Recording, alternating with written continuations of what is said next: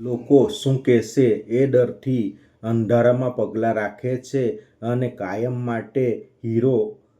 છુપાઈને બેસી રહે છે. તો આવું જ એક ઉદાહરણ જોઈએ કે એક નેહા નામની છોકરી હતી અને તેને પ્રેઝન્ટેશન માટે એને સ્ટેજ પર બોલાવવામાં આવી અને તેના સ્ટેજની ભીડ જોઈને એના હાથ પગ ધ્રુજવા માંડ્યા અને તેને સ્પીચ પણ ભૂલાઈ જાય એવું લાગતું હતું અને ધીરે ધીરે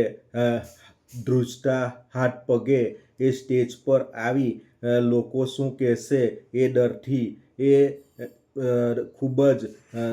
એન્ઝાયટી થવા માંડી. પરંતુ જ્યારે પણ એ ત્યાં ગઈ સ્ટેજ પર ત્યારે એને લાગ્યું કે આ ભીડને કરવા માટે મારે કંઈ કરવું પડશે અને અચાનક જ તેને હાથમાં પહેરેલી પપ્પાની ઘડિયાળ યાદ આવી અને પપ્પાએ જે કીધેલું, તું તો મારી સિંહણ દીકરી છે, તું કંઈ પણ કરી શકે છે. અને આ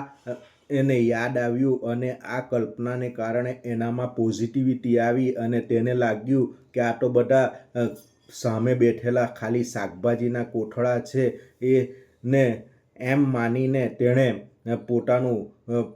પહેલાં તો પાણી પી લીધું અને ઊંડા શ્વાસ લીધા અને પછી એને સ્પીચ આપવાનું ચાલુ કર્યું અને સતત એનો સ્પીચનો રણકાર ચાલુ રહ્યો અને ખૂબ જ સારું પ્રેઝન્ટેશન અપાયું. આમ આપણે સામે રહેલી ભીડને જોઈને ડરી જઈએ છીએ, પરંતુ તેનો આપણે સામના કરવા માટે સકારાત્મક પગલાં જરૂરી છે.